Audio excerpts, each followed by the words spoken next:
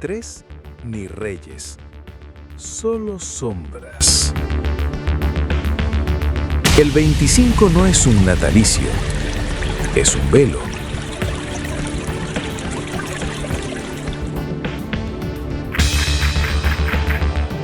¿Qué es lo que realmente se manifiesta hoy? ¿La luz de Cristo? ¿O un fantasma bautizado?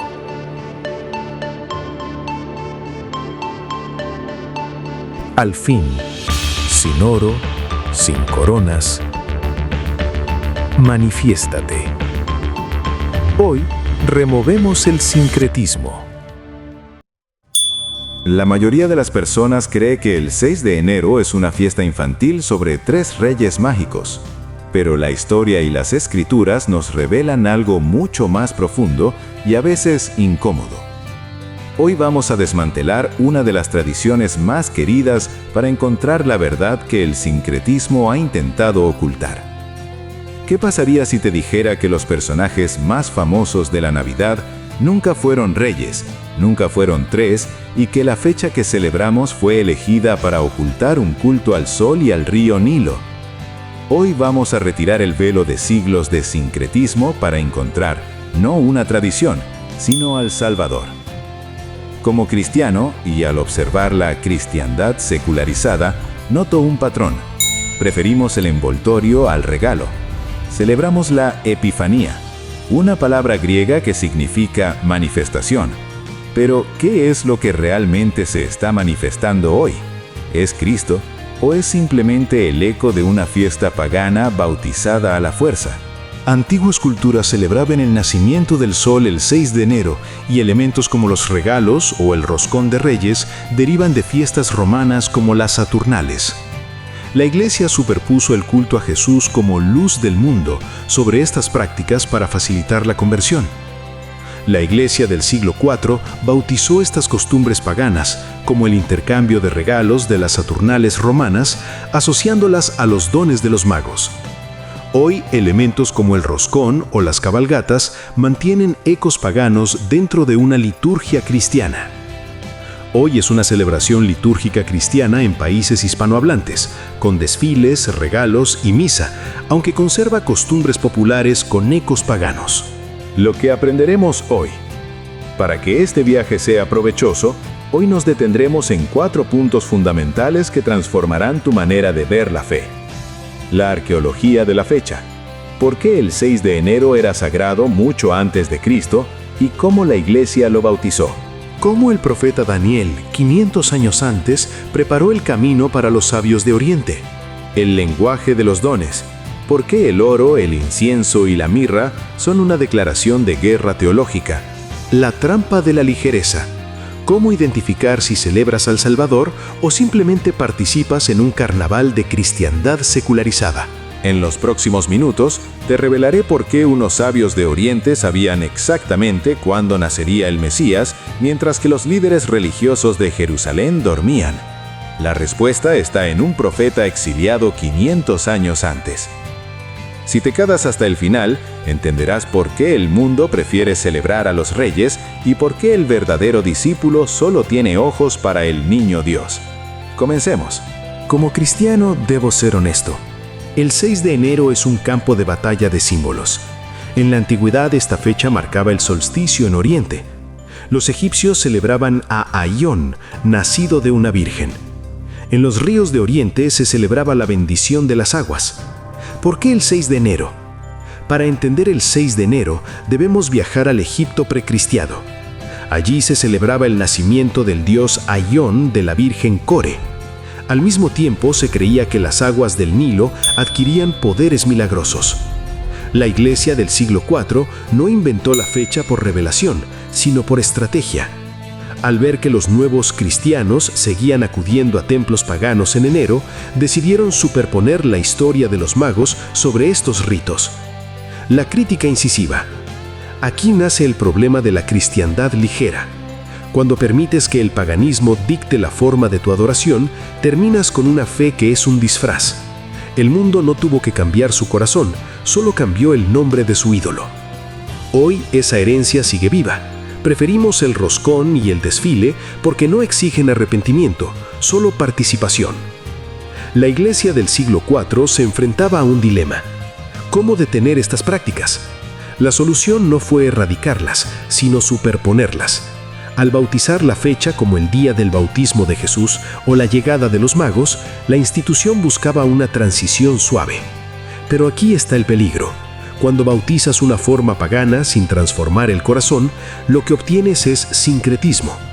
El solsticio se convirtió en Navidad y la bendición del Nilo en Epifanía. El resultado es que hoy, para muchos, la fe es solo una capa de pintura sobre costumbres antiguas. Pero si la fecha es un invento, ¿quiénes eran entonces esos hombres que llegaron al pesebre? Prepárate, porque la historia real es mucho más fascinante que la leyenda. Aquí entramos en la complejidad que el mundo secular ignora. ¿Por qué unos sabios de Persia sabían que el rey había nacido? La respuesta está en el exilio babilónico. El dato médico-académico. Daniel fue nombrado Rab Mag, jefe de los magos. Él les entregó la cronología de las 70 semanas. Estos hombres no eran mágicos, eran custodios de una promesa hebrea en tierra extraña. Mientras en Jerusalén los religiosos dormían con la Biblia bajo el arma, Oriente estos hombres estudiaban con hambre. Causalidad pura. El conocimiento profético de Daniel floreció en el corazón de gentiles. Esto nos enseña que Dios se manifiesta a quien le busca con sinceridad, no a quien simplemente ostenta un título religioso. El dato histórico profético. El texto bíblico los llama magos. No eran hechiceros, eran la élite científica y astronómica de Oriente. ¿Cómo sabían de la estrella? Aquí entra la causalidad histórica. 500 años antes, el profeta Daniel fue nombrado jefe de los magos en Babilonia. Daniel dejó una hoja de ruta, las 70 semanas, Daniel 9. Estos sabios de Oriente eran los herederos espirituales de las enseñanzas de Daniel. Ellos no seguían magia, seguían una cronología profética. Mientras Herodes y los escribas tenían la letra de la ley, pero no el espíritu, estos extraños tenían la fe y la ciencia alineadas para buscar al maestro. Hablemos de los regalos. No trajeron regalos al azar. Cada cofre era una declaración de guerra al sistema del mundo. El mundo dice que son para los niños, la Biblia dice que es para el rey. Oro. Desafiaban al César diciendo, aquí está el verdadero rey. Es para su soberanía. Si Cristo es rey, tú no eres el dueño de tu vida. La cristiandad ligera odia esto porque quiere un Jesús que sea amigo, pero no Señor. Incienso. Desafiaban al paganismo diciendo, aquí está el único Dios. Es para su deidad. Él no es un buen maestro, es Dios manifestado en carne. Mirra. El dato más crudo. La mirra es para la muerte. Estaban diciendo, sabemos que has nacido para ser el cordero sacrificado. Es para su sepultura. Este es el punto más oscuro para la religión superficial. La mirra nos recuerda que el pesebre es el primer paso hacia la cruz. Un evangelio que no habla de la mirra del sacrificio no es el evangelio de Cristo. Hemos recorrido el camino desde los cultos egipcios hasta las profecías de Daniel. Lo que vemos hoy, las cabalgatas, los nombres de Melchor, Gaspar y Baltasar, que no aparecen hasta el siglo V, y el enfoque en el consumo, es el resultado de una fe que se volvió ligera. Hoy hemos retirado el velo. Hemos visto que el 6 de enero tiene raíces paganas que el sincretismo intentó recubrir. Hemos descubierto que los magos eran estudiosos de la profecía de Daniel y que sus regalos eran una declaración de guerra absoluta. Pero sobre todo, hemos denunciado cómo la tradición ha suavizado un mensaje que debería hacernos caer de rodillas. El sincretismo nos dio una fiesta cómoda, pero nos quitó el asombro. Los magos se postraron, el mundo moderno solo se distrae. Los magos entregaron sus tesoros, el hombre moderno solo espera recibir juguetes.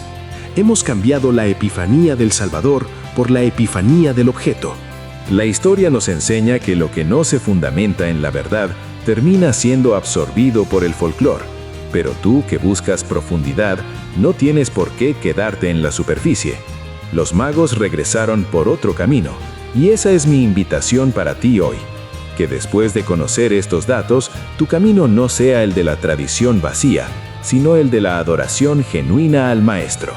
No te dejes engañar por la ligereza de una cristiandad que prefiere los desfiles al discipulado. Los magos no regresaron por el mismo camino. Su encuentro con el Salvador los cambió para siempre. Si tu Navidad o tu Día de Reyes termina y tú sigues siendo el mismo, entonces no has tenido una epifanía, solo has tenido una fiesta. Si este análisis te ha ayudado a ver a Cristo más allá de las luces de diciembre, te invito a que te unas a nuestra comunidad. No buscamos entretenerte, buscamos juntos esa mezcla de sencillez y complejidad que solo se encuentra en las Escrituras. Este es el tipo de contenido que nos atrevemos a traer aquí. Una búsqueda honesta de la verdad sin adornos necesarios. Suscríbete y activa las notificaciones para que no te pierdas nuestro próximo estudio, donde seguiremos desmantelando la religiosidad para encontrar al Salvador. Si valoras esta mezcla de historia y fe, te invito a suscribirte y a ser parte de esta comunidad que no se conforma con la superficie. Comparte este video con alguien que necesite ver más allá de la tradición. Gracias por dedicar estos pocos minutos de reflexión profunda a lo que realmente importa. Mi deseo es que la luz de Cristo, la verdadera estrella, guíe cada uno de tus pasos. Que el Maestro, el único y verdadero Rey, ilumine tu entendimiento. Soy tu servidor Alexis Gordon para Mimke, y ha sido un honor compartir este viaje histórico contigo. Nos vemos en el próximo video para seguir exaltando a aquel que es el centro de toda la historia. Que el Maestro te bendiga profundamente.